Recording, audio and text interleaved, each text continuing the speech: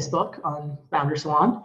So I'm here with Sarah Carson of Leota to do a little Founders AMA on this cold Tuesday in New York.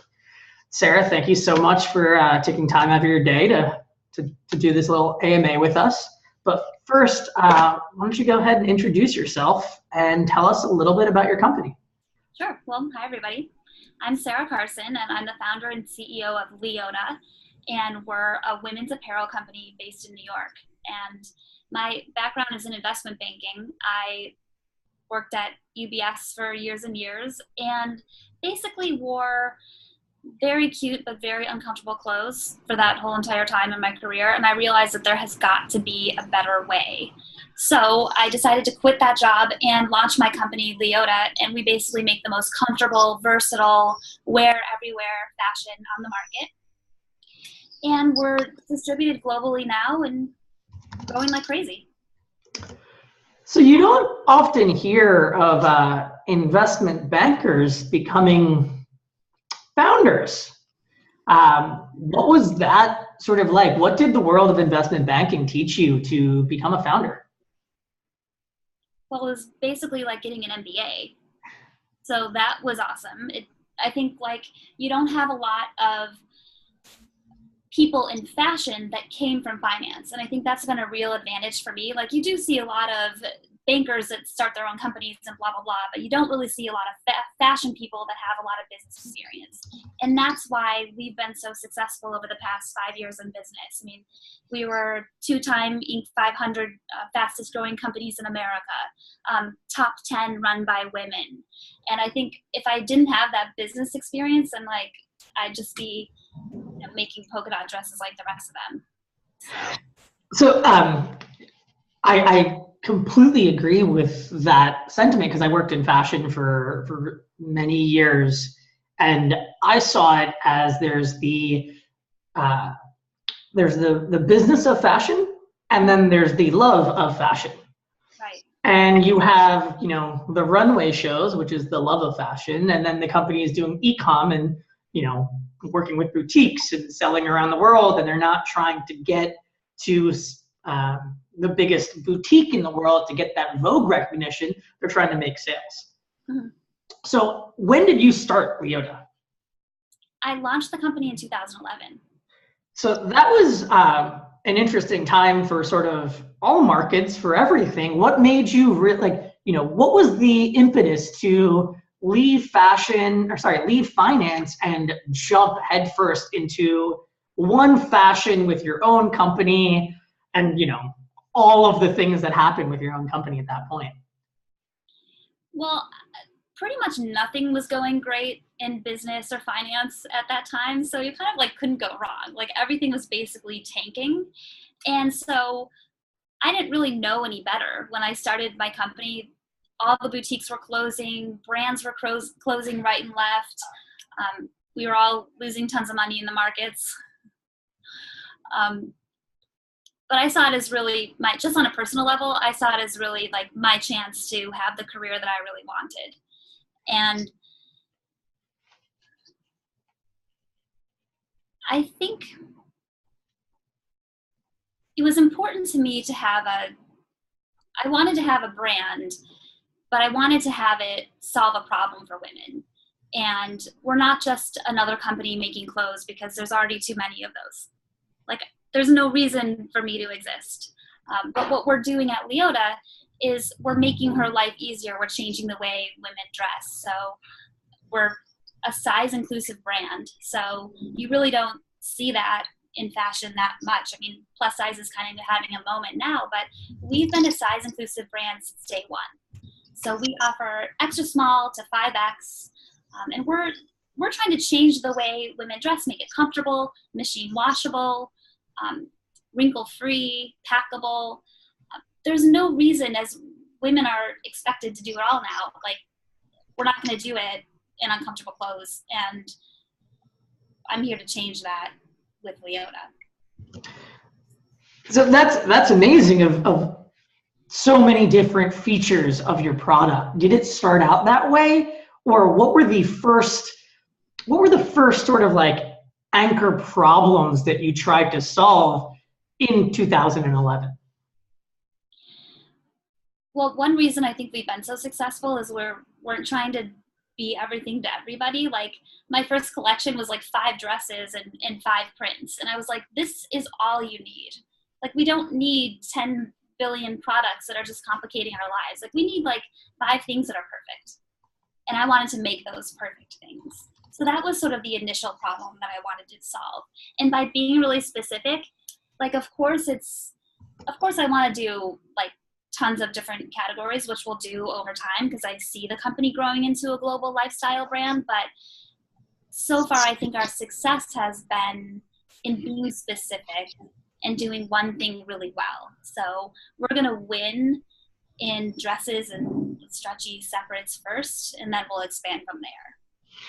Gotcha. And so is that, when you started the brand, was size inclusivity, I think that's a word, was that one of the tenets of the brand? Yeah, definitely. I mean, I was a gender studies major in college. So speaking of like unlikely, you don't really see gender studies majors become investment bankers, and you don't see investment bankers become, polka dot wrap dress makers, but here I am. It's important to me that fashion be for everybody.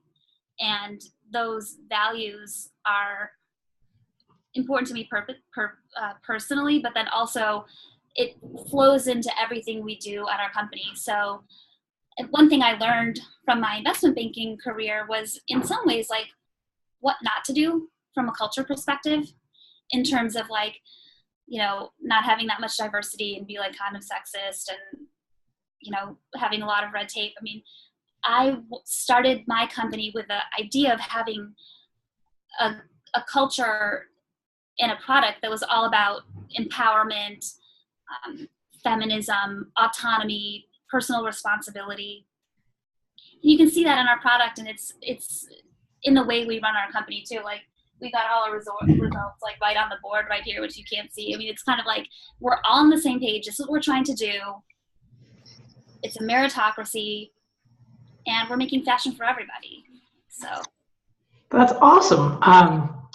With the gender studies to investment banking to founder of a company, I think that's a really interesting sort of background to the way that you build a company. Mm-hmm. We're in the group we're talking in right now is Founder Salon, so it's all founders of companies. Right. And when you go to business school and when you go to these places that teach you to run business, they tell you to write a business plan. And they tell you like these are the steps that you have to take. Since you have the gender studies from Brown to the investment banking career to then saying fuck it and doing it on your own, what sort of path did you follow? Did you write up a business plan? How did you go about really doing that?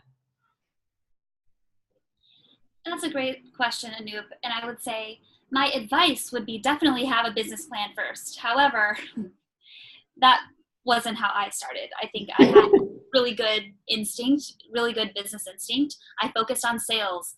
I didn't waste tons of money on like PR. I had a lot of people that I also knew were starting companies, and they were on the cover of Vogue magazine, but had spent, hundreds of thousands of dollars of their own money launching an item.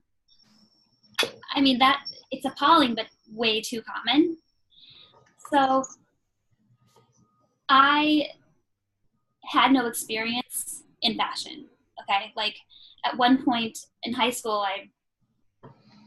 I applied for a job at the Gap, like to fold sweaters. And like, I didn't even get that job. So it was not looking good for me in this business. Early signs were saying no, but I'm the 100% owner of my company. So we've totally bootstrapped this thing. We've been profitable since year 2. And I've never had the luxury of making expensive financial mistakes. So I had to be very clear and specific about how I was going to spend money. I think that discipline is what has made me such a fast-growing, profitable That's fantastic, and I want to dive into the 100% owner of your company, but in a second, because that alone, stands out in today's market. But you were profitable in year 2, Yeah. and that doesn't often happen with companies at all. So number one, who are the first people that you hired? Who did you think you really need to join your team to then get you to profitability in year 2? So who was the first person you hired, and then when did you hire them after you began? Well, first, my mom works for me. So she was my official first employee, although I didn't pay her. Thanks, Mom. My approach was to hire for my weaknesses. Like my first few years was hire for my weaknesses. I think it's a real mistake.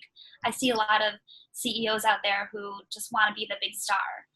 And I don't care about that. I want to have the best company that's doing the right thing. So if I can surround myself with people that are like way smarter than me, that is a huge win. So my first hire was a very versatile, and I think at first you got to hire people I felt I had to hire people that could wear a lot of hats and that were fine working in a startup environment.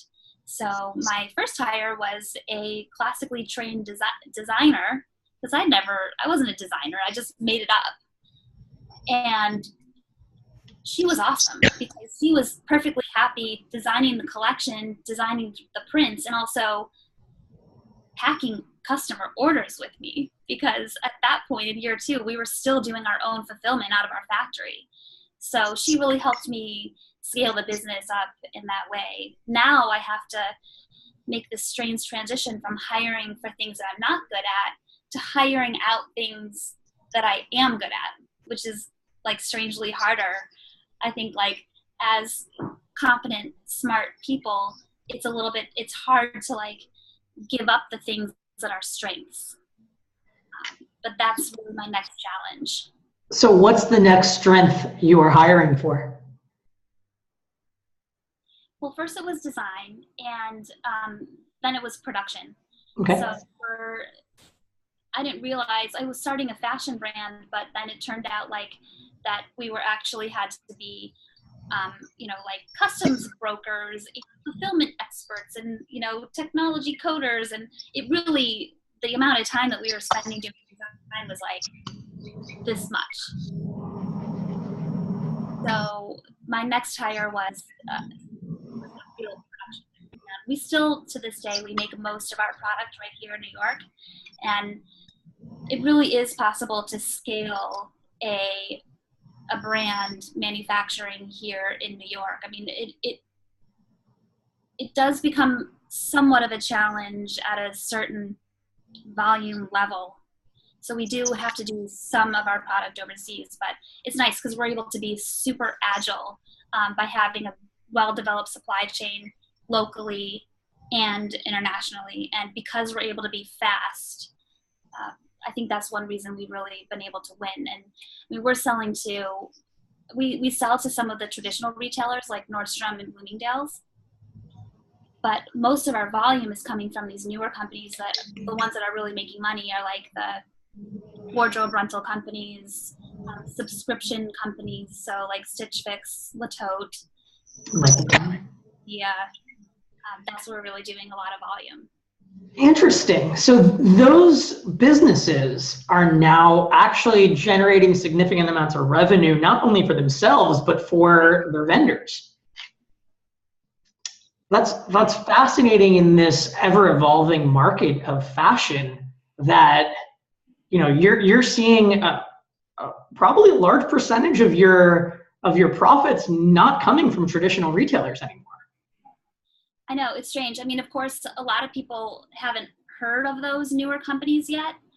And so they've, of course, Nordstrom and Bloomingdale's are like everybody's dream account. So I have to mention those. But we're actually playing more in this reads kind of the people that are changing the way people shop. It's disruptive. Yeah. Exactly the space that we're working in, which is such a great indicator of our future success, because a lot of these companies haven't been able to make that transition at all. It's a different environment now. Yeah, definitely is. So what do you think it is about, Stitch Fix is doing something like, I forget what I read. It was hundreds of millions in revenue. They did, I think, 735 million last year. Yeah, and like Revolve was somewhere around there as well. Yeah. And you've got Macy's, Bloomingdale's, the rest of the world sitting with physical locations, and just trying to figure that out of what to do with that. Do you think it's that customers are more savvy, or is it that they are more savvy or they care less about traditional brands, or is it a combination of the both? Well, I think that customers are looking for, like, shoppers are seeking authenticity. So their like bullshit meter is so sensitive nowadays. I mean, they're going to see right through it. And I think that they want to, well, first of all, they're price conscious. I mean, shoppers will have a lot of, kind of, they say that they care about ethical production, and they say they care about, like, oh, do the right thing. And I think that helps. Maybe that moves the needle a little bit, but they're still just very price conscious. So I can't forget that. But they're looking for the authenticity too. And I think they're excited about companies like mine that are trying to make a difference in their lives, not just making another cute thing to waste their money and waste their space. So, and I think it's like, we are asking our shopper to invite us like into her closet, like this very intimate place. And then I think a lot of companies are just leaving her high and dry with stuff that doesn't fit, it doesn't feel good, and isn't easy to take care of. And so I take that moment very seriously, where we're in her closet with her, she's putting it on, she's got to feel amazing. And that's what we're trying to do. I went off the rails. I forgot what your original question was. When I start talking about my customer, I get like so excited. I mean, that's really important to see, because I mean, like I mentioned, I worked in the fashion space, and I saw a lot of brands being built where they didn't care about their customer, right? Oh, not at all. And that it's fascinating, because that's who buys your product. But when you build a company where you say no, like, have the call center answer customer complaints, have the interns respond to customer service emails. Right. The best companies that I've ever seen are the ones where the CEO goes and answers the phone sometimes. Right. And hearing you talk about your customer, like I feel like that ethos you've transferred to your entire team, because without your customer, you're not going to have a company. But it's an area that I think a lot of traditional and a lot of like vanity companies, I don't know how else to describe those, but it's especially in the fashion world where you're like, well, I need to get on Vogue. Mm-hmm. Or they try to do that. But it's fantastic that you care about your customer so much. And I think it's one of the reasons that you're able to care about your customer so much is the way that you've financially built your company. So you're in a really, really unique place in that you didn't take any money at all. So, right, like, we'll get to debt that's a different part of the world, but sort of for seed capital and then for growth capital, you bootstrapped. And it's not like you startup bootstrap where you got $1 million from a round of angels. You didn't get money from anyone. Mm-hmm. So where did you sort of, how much did you start with to begin with? Of like, because especially in this group, there's a lot of different founders at different levels. And there is this notion of, I need X amount of dollars to build a company now. When I first started my first company, I had an advisor named, it was my dad's best friend, who was the head of fixed income at Merrill Lynch. And this was a guy who I loved. He was one of my dad's best friends. He told me I need $1.5 million to start a company. $500,000 for legal fees to get patents, and then $1 million to develop things. And this was the mindset of someone 6 years ago, right? 6, 7 years ago. And it took me a little time to realize he was wrong. But I don't even know what I think a company needs at this point. So where would you say, like, what did you start with? And how much would you say a company in your same position needs today to start with?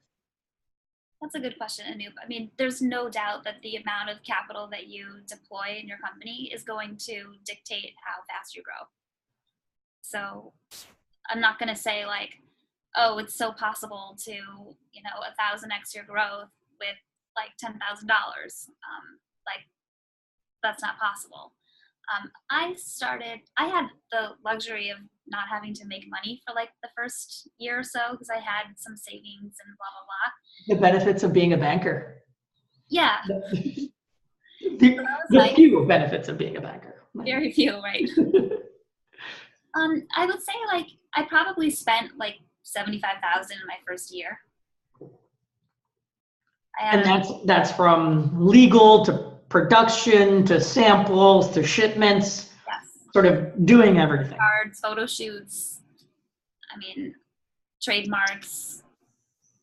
Yeah, I mean, but I'm really scrappy. So I think you've got to be really scrappy to make it in fashion. I think we're moving a lot out of that scrappiness phase. I mean, now I have a whole entire team. I have like my showroom in the garment district. We're distributing all over the world. I have work with the best 3PL in the business. I have great financial backers through my factoring company.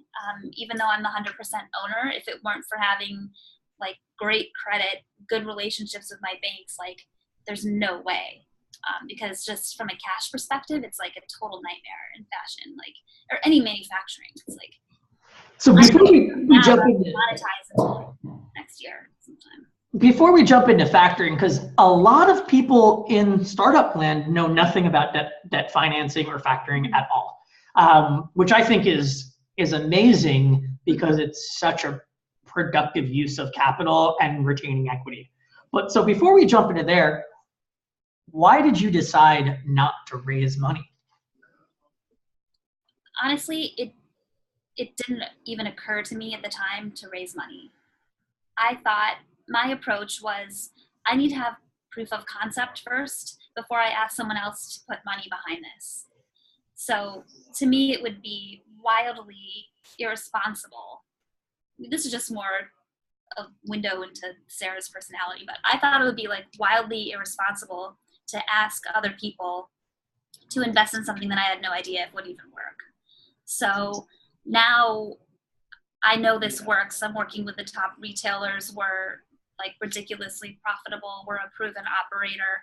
So, now I have those conversations often where people want to put money into my company, and it's more on the table now than before. I would feel very confident now putting other people's money in the business, but at the time I was like, I need to prove that this is going to work first, because I'm looking at building something for the long term. I think we're on that track now, but I'm not looking to be a flash in the pan kind of brand. So there's two things that I thought that was really interesting in what you just said. Of one, you didn't look for it, right?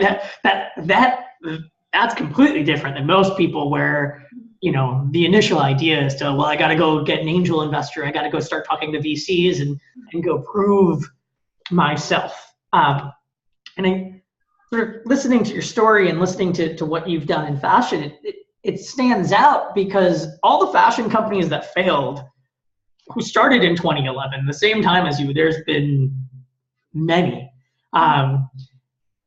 They all raised money and then had to grow with the rate at which a VC wanted them to grow. Yes. And so the way that you grew was with internal capital, I'm assuming, right? Because you haven't taken money yet. Right. So it's with internal capital, using profits to funnel back into marketing, and then into this notion of debt financing and factoring. So one, like, at what point did you start reaching out to people in the world of factoring? Like almost right away. So you started the company and then you started reaching out and you're like, yo, this is what I'm up to. I mean, probably not right away, because the first few months I was trying to figure out production, and my first year in business, I was shipping like 50 boutiques or something. Like, we were super dinky at the time. So, but probably after the first year, I started talking to factors, and they have minimums, so I had to make sure that I was at the minimum size. But because I've had such good proactive communication with like proven results, my track record is really good. So we're almost like partners in the business at this point, even though we're not. So I still get to see all the upside myself. So can you quickly explain what factoring is? Sure. So factoring is really cool. It basically, they act like a bank will buy your invoices. So if I ship an approved account today, like if I ship Stitch Fix today, my factor buys that invoice and I can get that money today, even if I'm giving that account like net 60. So it's a good way to manage cash flow. And then there's also opportunity to over advance on a more flexible basis based on future orders. So it's a flexible way to access capital at a pretty low interest rates. So just be careful. There are some predatory factors out there that are going to charge you like insane percentages, and feel free to reach out to me if you get an offer like that. Anybody in the Facebook world, I'd hate for you to get screwed over. So what are the rates of factoring, right? I mean, yeah. We've talked about this before, so I know a bit more about it. But what is a company looking? Say a company is starting out; it's a small fashion brand. They haven't really proven who they are yet. What's a fair factoring debt financing? And is debt financing and factoring the same thing, or are those two different? No, I think they can overlap, but they also be not. Okay, so I won't use them interchangeably. So like a traditional bank will give $75,000 to like anybody with a heartbeat. So that's a good first place to go. And so like Chase or all these big banks that like don't care about growing businesses or understand them at all, they'll still give you $75,000 for like probably around like 7% interest. And then factoring they'll usually take between like 0.85% to 1% off the top of the invoice, and then charge around like prime plus 3-ish on an annual basis. So be careful of the ones that are charging like 2% per month or something, because that's like unfair. So it's prime plus 3% for a yearly rate. Yep. Mm-hmm. That's if you take an advance on that money. You don't have to take an advance. And another good thing about factoring too is it really breaks my heart with companies that ship product to a customer and then they don't pay. I mean, that happens to small companies all the time, and it doesn't have to be that way. And I'm not the bank. My approach is I'm not the bank. Like if my factoring company isn't approving you, then like I'm not going to do business with you. So I'm never left holding the bag. So do you, before you ship to a customer, does the factoring company, what is the verb? The factor. The factor, okay. Does the factor do sort of like a business credit check on that vendor? Yep. And so what type of business check are they doing? What is a business credit score, credit worthiness rating? I mean, everyone in this group runs a business. We all probably have credit cards. Yeah. Probably none of us have Dun & Bradstreet numbers, which is sort of, the old world of doing things. I mean, I still have to do that because, yeah. Is that what they're checking though? The D&B number and like your D&B credit score? I'm not exactly sure, but I know that they basically go through like the major banks like CIT, and CIT will do a check on the company.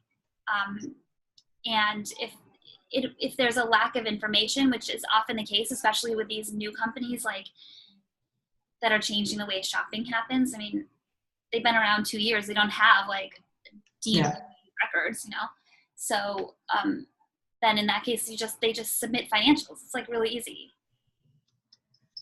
And it's neat because they have the pulse. Like it's like take a company like Stitch Fix. They're not just paying me, but they're paying like a bunch of other brands that the Factor works with. So we're able to get a real sense on a bigger picture how their business is doing. So if Stitch Fix doesn't pay, Joe Blow down the street, like I'm going to find out about that too and stop shipping them. So it's helpful for me. I don't have to have a whole entire like accounting department in my company. I mean, now I didn't think about the responsiveness of, if you're sharing data about the vendor, you have the ability to stop shipments prior to them being able to screw you over. It really, really manages the risk so well. And so is your factorer telling you, has there been a moment that your factor has been like, stop shipping to them? Oh yeah. Oh, definitely. So. And then what happens to that invoice, right? So they bought your invoice to sell to, a company in Philadelphia, right? And this company now, they've realized that they can't pay. You've stopped shipping to this company. Mm-hmm. What do they do with that invoice? Do they then legally go after them, or? Yeah, so if they approve an invoice, but then the company doesn't pay, I still get paid.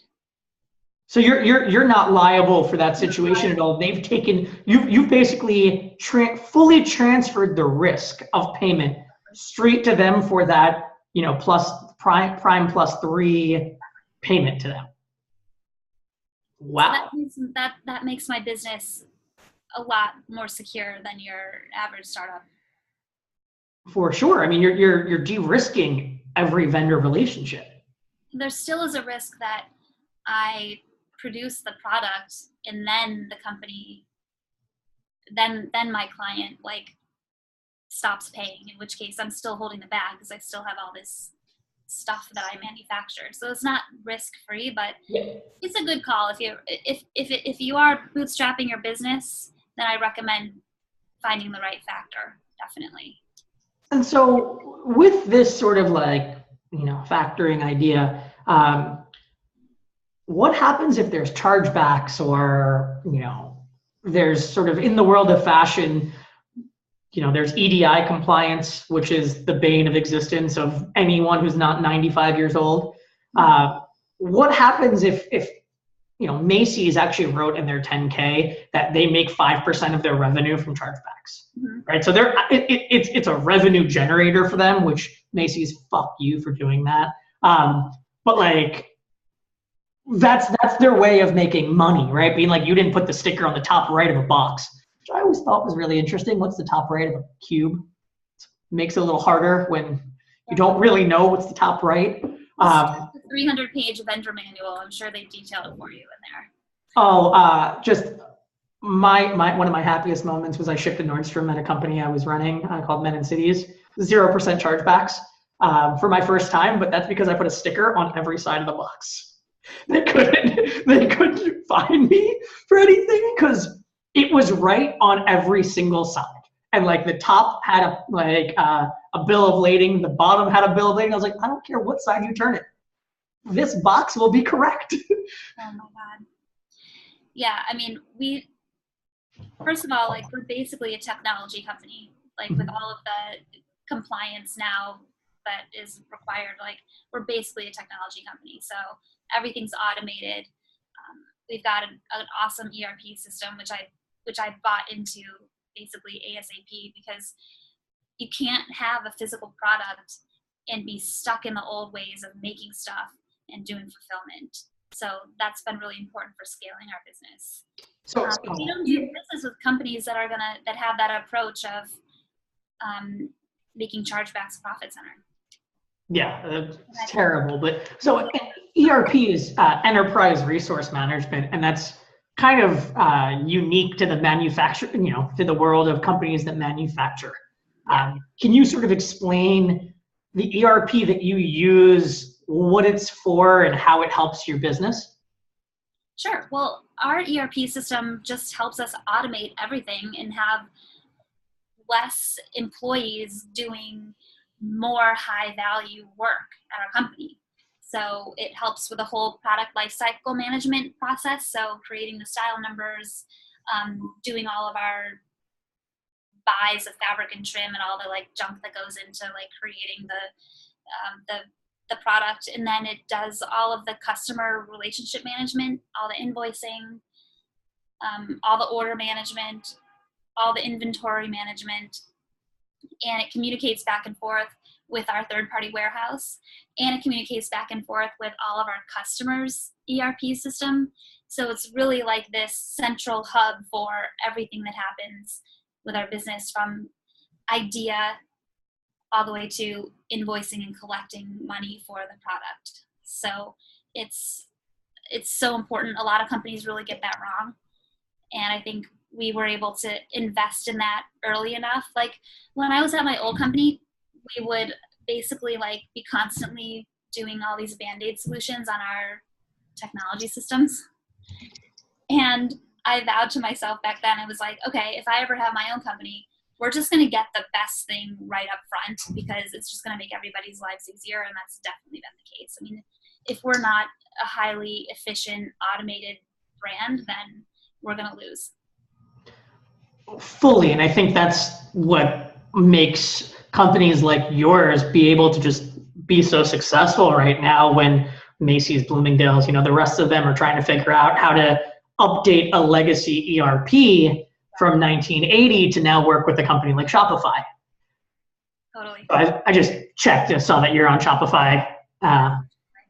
So huge growth area for us. So Shopify connects into your ERP. So right, Shopify is your website, connects into your ERP, which then connects into your 3PL, which also connects into your entire team management system, which is your team updating the ERP, then pushing down to Shopify? Or is it updating Shopify, then pushing up to ERP? I actually don't know. Weird nuanced question, because but I'm not sure. Yeah, I've had to look at this. So it's interesting, because not all of the solutions right now speak to each other. So you can get a lot of 3PLs that won't talk to your e-commerce system. Right. Which, makes it a little bit harder if you can't ship product. But so how did you go about, right, with no background in any of this, right? How did you decide that, okay, I'm buying and paying for an ERP system and what year did you buy and invest in that? I think it was after 2 years in business that I invested in the ERP system. And at first I was using Ames 360. Now I'm using Apparel Magic. And we'd also gone through different versions of like doing it in a cloud version. Now we have our own server. So what was the question? How did you sort of decide that this was the this was sort of the route that you were going to take? Like total desperation. No. Like if I saw another like physical invoice, like I was going to like blow my brains out. Like I'm not going to do that. So when you are a bootstrapped company, but really any business, like you're always trying to do more with less. Always trying to do more with less. And investing in the right technology was the easiest low-hanging fruit for me to do more with less.